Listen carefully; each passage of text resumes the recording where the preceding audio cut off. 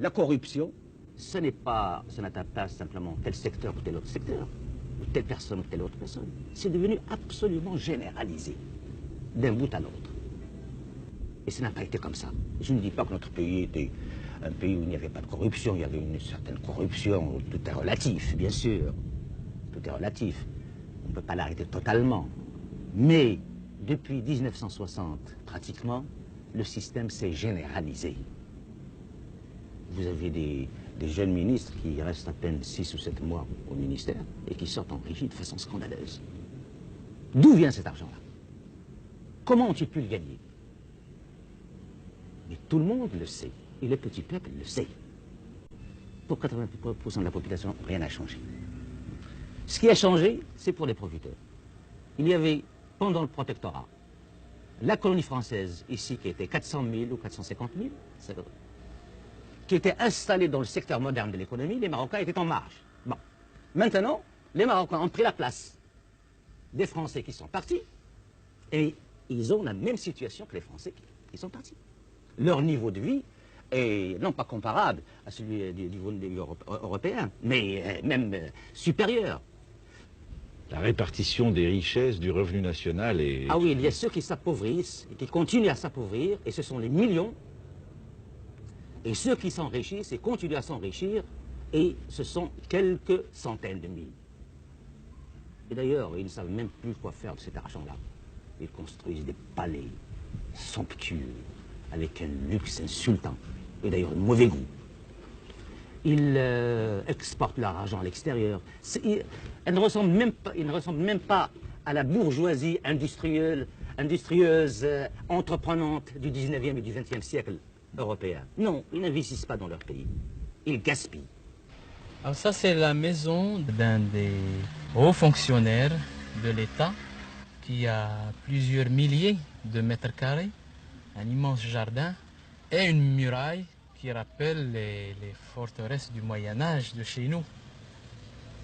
Là-bas, c'est quelques mendiants, comme on en trouve dans les portes des grands responsables du pays, qui attendent la fin du repas de midi pour recevoir peut-être quelques morceaux de pain et quelques restes de couscous ou de méchoui. Là, vous avez une partie d'un des plus grands bidonvilles de la ville de Rabat. Yaqoub el-Mansour, c'est le bidonville côtier. Les baraques que vous voyez là abritent en fait une population énorme qui vient de toutes les régions du Maroc, notamment du sud marocain et des provinces environnantes à la capitale, mais aussi du nord du Maroc. Ces gens viennent à la recherche d'un travail, à la recherche d'un emploi, et une fois dans la ville, ils se heurtent évidemment aux difficultés de trouver cet emploi ou ce travail. Ce bidonville n'a rien de particulier, sinon la muraille que vous voyez au fond, et que nous appelons à Rabat la muraille de la honte, parce que c'est une muraille qui a été construite sur les ordres du roi depuis plusieurs années pour cacher effectivement ce bidonville aux passagers, aux automobilistes qui logent la côte et qui vont sur les plages environnantes de Rabat, c'est-à-dire qui vont sur Temara, Skhirat et autres plages de la côte pas loin de la capitale. C'est exact. À son palais de Rabat. C'est exact, oui. Qu'est-ce qu'on risque à faire de l'opposition quand on est membre d'un parti politique opposé au roi au Maroc? Eh bien, on risque énormément de choses. On risque la prison, d'abord, on risque l'enlèvement, on risque la disparition, on risque même la liquidation physique. C'est l'expérience de 10 années ou de 12 années de pouvoir absolu qu'on a eu. Vous avez fait de la prison? Vous avez d'ailleurs en face de vous la prison de Rabat, la prison civile de Rabat, où personnellement j'ai passé 9 mois en détention préventive. Et comme le dossier était vide, j'étais libéré à la fin, mais après 9 mois de détention, sans aucun motif valable. Et pensez-vous que les Marocains, l'ensemble du peuple marocain au nom duquel vous parlez, soit mûrs pour la démocratie? Mais vous savez, on n'est jamais mûr pour la démocratie qu'en la pratiquant. Il faut bien la pratiquer pour être mûr. Il n'y aurait jamais eu de démocratie en Occident si on n'avait pas commencé. Les gens, quand la démocratie était instaurée dans certains pays occidentaux, eh bien, ils n'étaient pas tellement mûrs pour la démocratie. C'est par la suite qu'ils ont mûri. En effet, c'est une Or, histoire. pour nous, c'est beaucoup même plus très important. Les gens ont des besoins fondamentaux. Ils veulent envoyer leurs enfants dans les écoles. Ils veulent les écoles pour tout le monde. Ils veulent des soins, des hôpitaux. Les paysans veulent la terre. Les ouvriers veulent leur salaire garanti et leur avenir garanti. Les fonctionnaires veulent leur retraite garantie.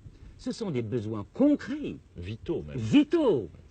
Pour cela, on n'a pas besoin d'avoir des millénaires de démocratie, de parti de démocratie pour l'exprimer. Et les gens savent déjà l'exprimer. Quand les étudiants manifestent dans les rues, vous savez, ce n'est pas comme les mai 68 dans les pays occidentaux. Il y a une rupture peut-être entre la jeunesse et la famille, etc. Bon, chez nous, on ne se révolte pas contre une société de consommation. Non, ils veulent la société de consommation. Oui, elle n'est pas encore là. Elle n'est pas encore là. Ce qui fait donc que les garçons, les jeunes filles et les jeunes garçons, eh bien, ils sont porteurs des inquiétudes et des espoirs de leurs parents. Après tout ce que vous m'avez dit, pensez-vous que le roi, dans sa personne et dans son pouvoir, dans sa manière de gouverner, est l'obstacle majeur à ces revendications fondamentales? Eh bien, il est placé là où il est, et du fait qu'il est le chef d'État, qu'il détient tous les pouvoirs, eh bien, c'est à lui de prendre cette initiative. Si l'initiative ne vient pas de lui, eh bien, il faut craindre le pire encore pour l'avenir. Mais nous avons également le souci de la stabilité de notre pays. Nous ne voulons pas que notre pays tombe dans le chaos. Nous ne voulons pas que notre pays soit l'objet de coups d'État successifs tous les 6 mois, ou tous les ans, ou tous les 2 ans. Nous savons que nous ne pourrons véritablement lutter contre le sous-développement, mobiliser le peuple pour cela, qu'en ayant la stabilité. Et cette stabilité ne peut être, à notre sens, que par la démocratie. C'est pour cela que nous exigeons, que nous demandons, dans l'intérêt du pays, peut-être même dans l'intérêt de la monarchie elle-même, la convocation d'une assemblée nationale constituante, etc., cela ferait un choc. Parce que tout ce qui a été fait jusqu'à présent est complètement dépassé.